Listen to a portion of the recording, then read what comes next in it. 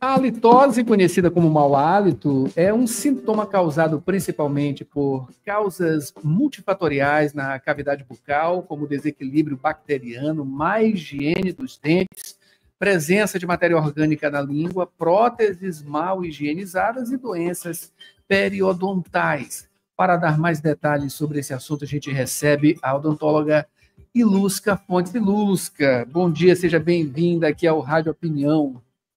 Bom dia, Adalberto. Bom dia, Mário. Bom dia aos ouvintes da Rádio Universidade FM. Um prazer sempre estar aqui com vocês falando sobre esse tema. Satisfação, Ilusca. Olha, a gente demorou, vocês não sabem que tanto de coisa que aconteceu, né?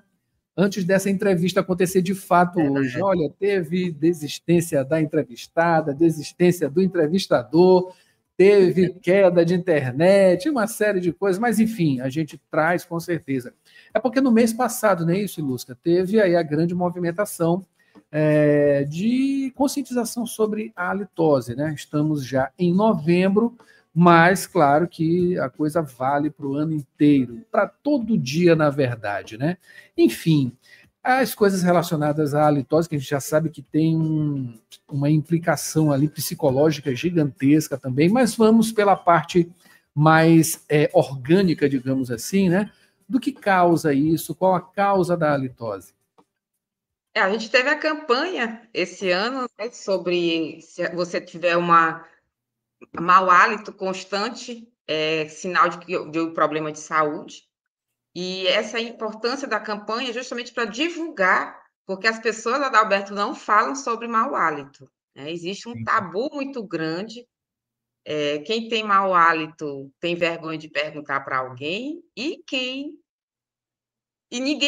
a pessoa que está ao lado, que percebe uma outra que tem mau hálito, não tem coragem de dizer para aquela pessoa que ela tem mau hálito. Então, essa é a nossa grande informação que a gente tenta passar para as pessoas, é que tratem o mau hálito como uma questão de saúde, né?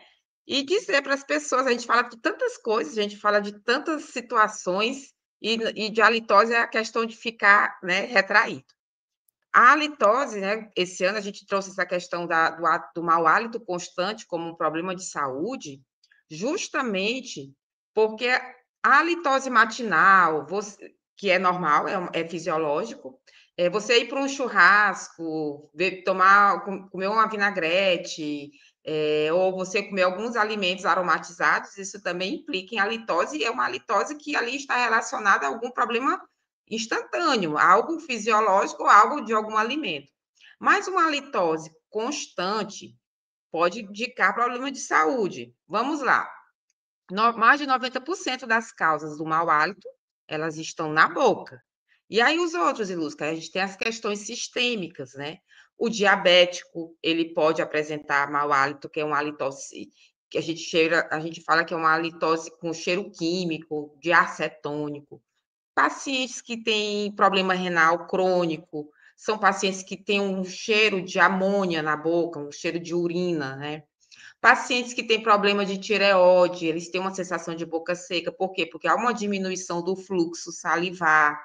E essa diminuição do fluxo salivar pode levar a problemas de descamação da mucosa.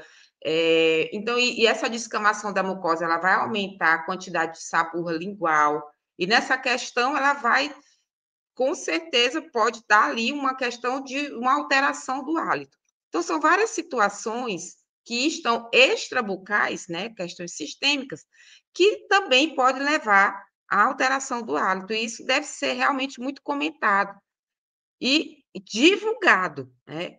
Não é para ninguém ficar... se você perceber alguém que tenha uma alteração do hálito constante, alerte, porque pode ser algum problema de saúde mesmo.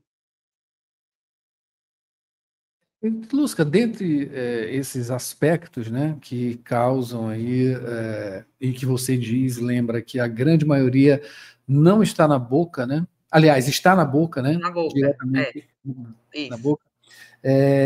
Tem o destaque aí, claro, para a falta de escovação, né? Porque ali a pessoa ela faz a escovação dos dentes, da língua, enfim, da gengiva, isso é tudo deve ser uma coisa constante. Mas algumas pessoas elas investem muito naquele líquidozinho, né? Qual o nome mesmo? Enxaguantes. No Os enxaguantes enxaguante bucais. bucal. Enxaguante bucal. E eu já ouvi alguma informação falando que aquilo em excesso ele também causa prejuízos, né? Claro que não trazendo halitose, mas outros problemas, né? Isso é verdade? Quais seriam esses problemas? Adalberto, o marketing, né, da indústria farmacêutica, ela é muito forte, né? Se você observar nas prateleiras dos supermercados, nas drogarias, existem milhares de produtos, né, para higiene bucal, e a maioria está lá, ó, combate ao mau hálito. Por quê? Porque a indústria farmacêutica sabe que as pessoas têm pavor a ter mau hálito. E tendo esse pavor a ter mau hálito, as pessoas não conversam.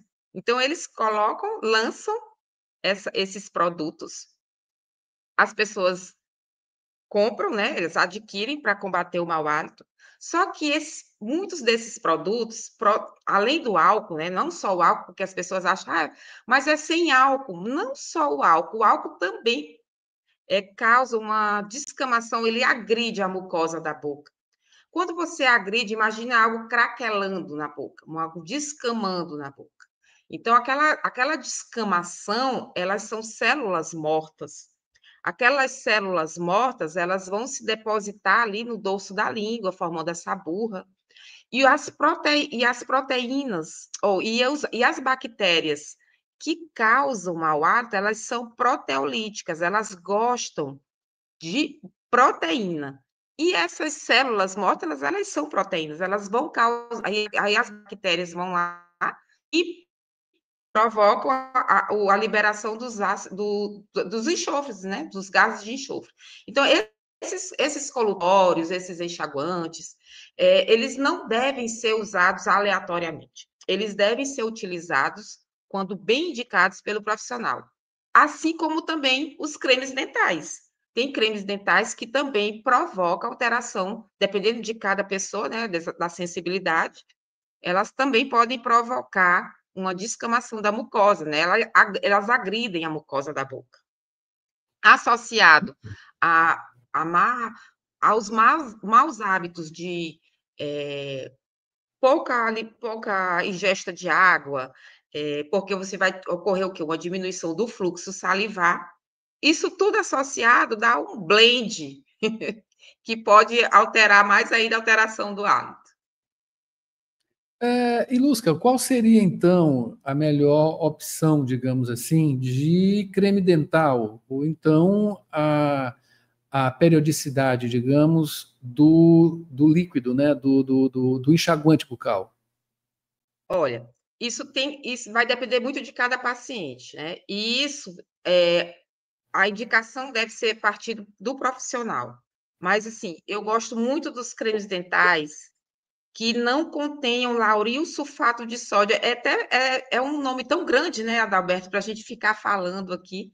Mas tem muitos cremes dentais, essa substância, ela agride bastante a mucosa da boca, né? Os cremes dentais comuns. Fica até chato eu ficar falando de marcas, tá? Mas, assim, sem fazer nenhuma propaganda, mas tem uns cremes dentais da Sensodyne, que tem grande parte deles não tem o lauril, é um bom creme dental. Os enxaguantes bucais, eles não, eles não devem ser utilizados com nenhuma periodicidade. Não indico, não indico.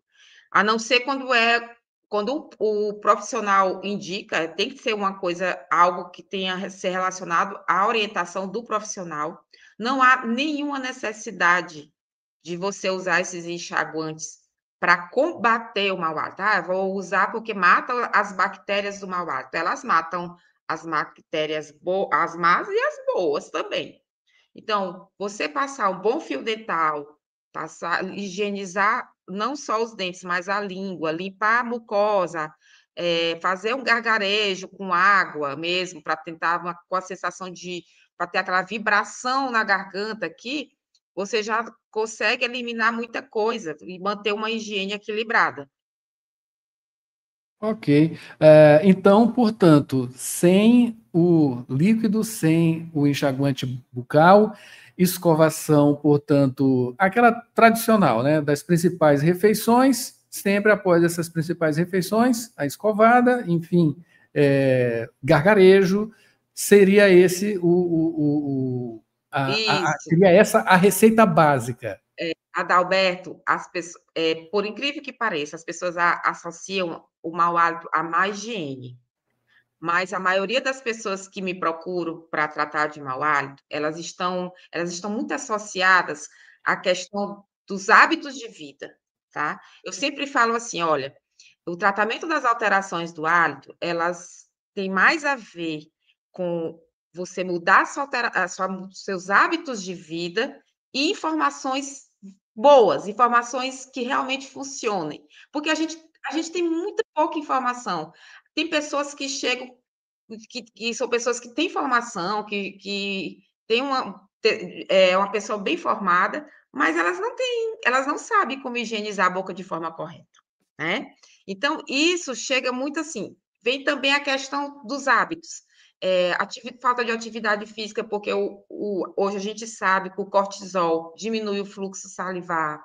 As pessoas, elas pulam refeições, ou passam muito tempo sem se alimentar. Quando você passa muito tempo sem se alimentar, vai ter um ar cetônico, por quê? Porque você diminui a quantidade de açúcar no sangue, e aí a célula ela vai começar a queimar gordura, e você emite assim, um gás cetônico.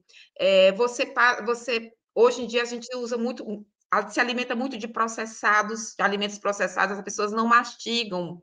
E a questão do hábito de mastigar faz com que você produza, né, estimule as glândulas para você formar saliva, que a saliva ela tem uma grande importância do equilíbrio, não só da boca, como sistêmico. Então, a questão de saliva olha só a quantidade de função da saliva, ela é responsável pela neutralização dos ácidos na boca, é a nossa primeira linha de defesa contra micro-organismos, ela é responsável pela autolimpeza da boca, ela protege essa questão do esôfago contra os ácidos que vêm do estômago. Então, a saliva, a gente tem que ter muito atenta para a saliva. A saliva grossa, uma saliva seca, uma saliva. Isso tudo tem que ser observado pelo profissional e que não é só dente. A gente não tem que olhar só para o dente, a gente tem que olhar além do dente.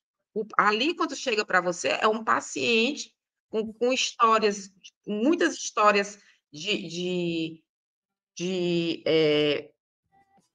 muito intrusivo, né? Muito sofrimento, porque ele passa a ter dificuldades de relacionamento, de profissão, justamente por ele acreditar que está com um mau hálito muito forte. Então, ele passa a não mais ter uma convivência, né? Então, são tantos aspectos que a litose traz para a gente e que é tanta coisa para a gente poder informar, Adalberto, sobre esse tema.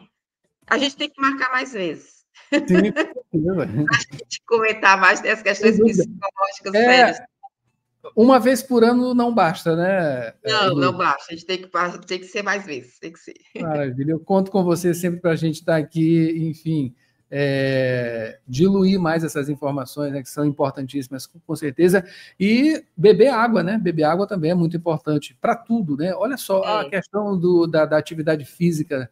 Olha como uma atividade ela resulta, né? Ela resulta no nosso corpo, no nosso sistema, em tantos benefícios, né? Acho que não tem nem como contar, né? Contabilizar, enfim, quantos benefícios a gente tem com uma simples atividade física, 2, 3 vezes por semana já basta, já tem um impacto, né, na vida das pessoas. E beber água, né? São as duas Cadê coisas. sua garrafa? Que da outra vez você estava com sua Vem aqui, garrafa.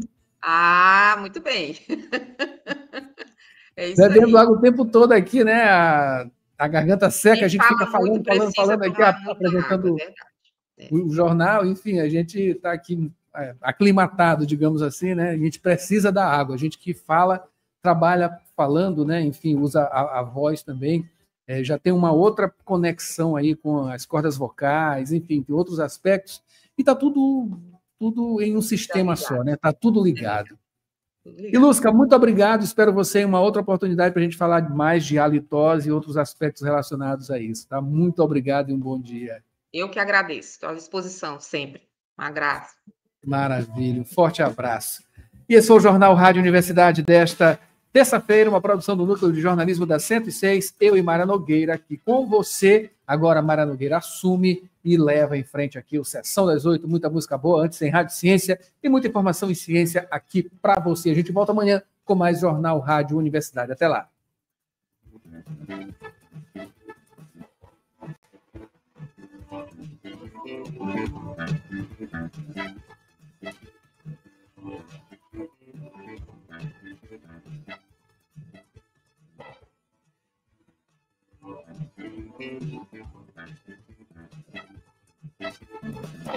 ZYC 626, Rádio Universidade FM, 106,9 MHz, Cidade Universitária Dom Delgado, uma emissora da Universidade Federal do Maranhão e Fundação Souza Andrade. Acompanhe-nos em www.universidadefm.ufma.br e no aplicativo da 106, disponível para Android e iOS.